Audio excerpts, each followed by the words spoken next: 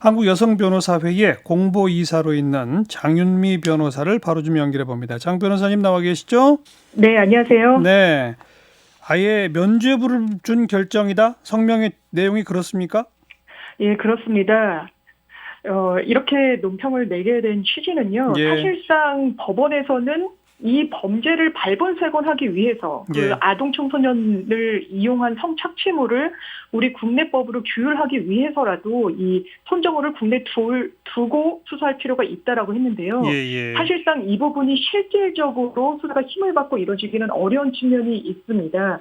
왜요? 왜냐하면 이제 예. 주된 범죄인 그 아동 청소년 이용 음란물을 유포한 행위에 대해서는 너무나 가벼운 1년 6개월형이 확정돼서 만기 출소까지 이뤄졌기 때문에요. 그렇죠. 더 이상은 엄중 처벌할 수 있는 방안이 없고 예. 지금 남아있는 건 이른바 셀프 고소, 그 아버지가 송환을 늦추기 위해서 그 아들을 고소한 네. 이 건이 지금 계류 중인데 예. 이 사안 같은 경우에는 사실상 종전에 아동 음란물 유포죄로 기소를 할 때 검찰이 기소를 못했던 범죄입니다. 그러니까 그 범죄가 자금 세탁 방지 그거 아닌가요? 예, 맞습니다. 미국에서는 자금 세탁법 위반으로 이제 기소가 된 상황인데 예. 국내에서는 이게 암호화폐를 이용했다는 점 등으로 인해 수사력이 미진해가지고 기소를 못해서 이게 예. 과연 이 시점에 제대로 수사가 될 수 있겠느냐라는 의문점이 남는 겁니다. 네. 그러니까 지금 미국 측에서 송환을 요청할 때는 아동 그 성착취물 제작 유포 등등까지를 다 포함해서 요청한 거 맞아요? 정확하게는 이 사건, 이 결정문에서 쟁점이 됐던 거는 범죄 수익 은닉에 한정된다고 보면 이해하기가 쉽습니다. 범죄 왜냐하면 수익 은닉. 예, 말씀하세요. 왜냐하면 이중 처벌이 금지가 되기 때문에 한국에서 이미 기소가 돼서 처벌이 완료된 사안에 대해서는 예. 미국으로 송환이 된다고 해도 다시금 처벌받을 수는 없기 때문에요. 그렇군요. 예, 한국에서도 처벌받지 않았던 그 자금 세탁, 네. 그 금전의 문제에 한정해가지고 논란이 됐습니다. 그러니까 미국이 요청한 것도 그 범죄 수익 은닉, 자금 세탁 뭐 이 관련이고, 네. 이번에 미국으로 송환할지를 결정하는 재판부도 바로 그 범죄 행위에 대해서만 심의를 한 거네요. 아동 성착취 그 부분은 일단 논 대상이 아니었군요. 네, 결정에서 이 인도를 결정짓는데 주된 범죄는 이 네. 말씀하신 범죄 수익 은닉죄였습니다. 그렇죠.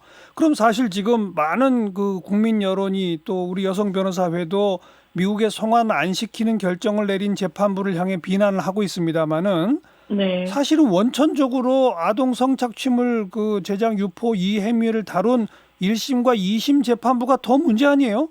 네, 말씀하신 부분이 충분히 타당하다고 저희도 생각을 하고 있습니다. 이 결정은 사실 뭐 사법주권의 문제도 있고 해서 이 법조계 내부에서도 이 법원을 마냥 비판하는 게 온당한지 이 부분에 대해서 문제가 있습니다. 예. 하지만 그 종전에 음란물을 유포했던 지금 이제 성착취물로 법령에서도 이제 이름이 바뀌긴 했는데 예. 이게 본인이 올린 그 영상물만도 3,000건이 넘고요. 예. 유통된 게 한 17만 건으로 세계 최대 규모였습니다. 네. 그리고 이 뭐 어떤 잔인성 그리고 뭐 신생아까지 등장하는 영상을 올리고 유포시키고 이걸 이제 같이 공유했던 행위는 절대로 이 용서받을 수 없음에도 불구하고 그렇죠. 1심에서는 뭐 동정전가가 없다는 점, 나이가 어리다는 점, 반성한다는 점 이런 걸 이 피고인의 유리한 사정으로 참작을 해서 심지어 집행유예 선고를 했고요. 예. 그나마 비판 여론이 들끓자 항소심에서 1년 6개월형을 확정을 해서 실형으로 이 형이 올라가긴 했지만 예. 그때에도 아주 선고를 앞두고 임박해서 제출한 혼인신고서를 또 양형에 아주 유리한 사정으로 참작해서 상당히 좀 비판이 많이 제기됐었습니다. 혼인신고서가 접수되면 그게 형량 정하는데 유리해져요?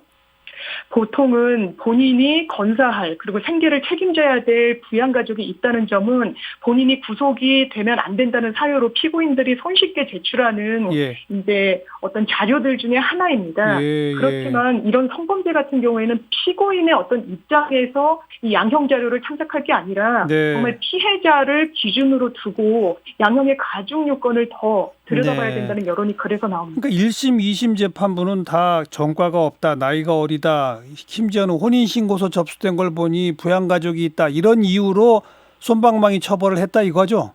네, 그렇습니다. 그 당시에 그 형량 그 법률은 어떻게 돼 있어요? 아동 그 예. 성착취에 대해서? 이게 N번방 사건으로 모든 이제 성착취 범죄의 양형이 올라가기 이전이어가지고요. 아. 상한선이 정해져 있지 않고 예. 바로 10년 이하 징역으로 최대 10년까지 선고가 가능한 법정형으로 규정이 돼 있었습니다. 예. 그 이후에야 이제 5년 이상으로 해서 최대 가중처벌될 경우 50년까지 선고가 가능한 걸로 규정이 바뀌기는 했지만 사실 그 당시에는 형 자체가 낮았기 때문에 네. 법원도 집행유예까지 선고가 가능했던 겁니다. 아 근데 일단 법률상은 10년 이하로 규정돼 있다 이거 아니에요? 예, 맞습니다. 그러면 7년, 8년도 때릴 수 있는 거 아닙니까? 예, 그렇습니다. 그렇기 때문에 당시에 법원이 제대로 이 사건의 엄중함을 판단을 했느냐 이 부분에 대해서는 사실 상당히 문제가 있다라고밖에 판단을 할 수 그렇죠. 있을 것 같고요. 예. 사실상 피해자들의 어떤 피해 정도를 제대로 형량해내지 못했다고 생각이 듭니다. 그러니까 기본적으로 디지털 성범죄에 대한 법원의 인식이 너무 아니하다 이런 걸 여기서 확인할 수 있는 거겠고 그게 네. 이제 1심, 2심 이 법원 재판부들에 대한 그 지적이시고 여기서 제대로 안 됐다면 그리고 이제 그건 대법원 확정까지 다 돼가지고 형 복역까지 마친 상태잖아요. 예, 맞습니다. 그 다음에 이제 미국 송환이라도 해야 되는데 그것마저 지금 안 됐다 이런 거죠. 예, 그렇기 때문에 사실상 이번 결정에 대해서도 국민의 법감정과 상당히 이제 괴리가 있다는 측면에 대해서는 부인할 수가 없어 보입니다. 네. 여성 변호사에 보시기에는 이번에 미국 송환 재판한 재판부가 문제예요? 1심, 2심 재판부가 더 문제예요? 그 부분에 대해서 저희가 뭐 정리된 의견이 있는 건 아니지만 개인적으로 의견을 말씀드린다면 사실상 1, 2심에서 제대로 이 어떤 납득할 수 있는 형량을 받았다면 이렇게까지 송환 문제가 뜨겁게 불거지지 그렇죠. 않았을 겁니다. 네. 그리고 또 검찰도 기소를 하는 데 있어서 그 여죄를 남김없이 철저하게 수사해가지고 예. 이렇게 나머지 여죄가 문제가 되는 상황을 발생하지 않도록 했어야 되는데 네. 법원뿐만 아니라 검찰 다 양측이 문제가 있지 않았나 이런 생각하고 있습니다. 네. 그리고 이제 이런 결정이 내려니까 이제서야 뭐 법무부가 그 송환 요청을 하는데 기각될 경우 재심을 투입한다든지 하는 그런 어떤 절차를 새로 만들어 보자라는 걸 모색하고 있다는 거 아니에요? 그렇습니다. 약간 뒷북인 측면이 없지 않아 있습니다. 네. 뭐 일부 의원들은 그 재항고할 수 있는 법안을 발의했는데 아예 손정우권에다 소급 적용도 가능하도록 만들었다는데 이거는 위헌 아닙니까? 사실 소급입법은 금지되는 게 말씀하신 대로 맞고 네. 헌법에도 행위시법으로 기소하도록 돼 있습니다. 그러니까 내가 그 당시에는 처벌받지 않았는데 나중에 처벌 규정이 생겼다고 해가지고 과거로 소급해서하거나 그렇죠. 할 수는 없는 건데요. 예. 이 건도 물론 기소와 관련된 절차를 새로 입법화하겠다는 건 아니지만 네. 사실상 특정인을 겨냥함 이런 어떤 개정안을 낸 거기 때문에 사실상 위헌 시비는 좀 그렇죠. 있을 수 있다고 봅니다. 그러니까 뭐 이 송환 요청했다가 기각되면 재항고하는 법 만든다. 이것도 뒷북 중에 뒷북이고요. 그다음 네. 미국에 송환시켜서 처벌하자. 이것도 뒷북이고요. 아, 맞습니다. 제대로 이 중범죄 자체를 제대로 수사하고 기소해서 제대로 처벌했어야 되는 것. 이게 1번 아니겠어요? 예, 말씀하신 대로 첫 단추가 잘못 깨져서 지금 이 상황까지 오게 된 것 같습니다. 네.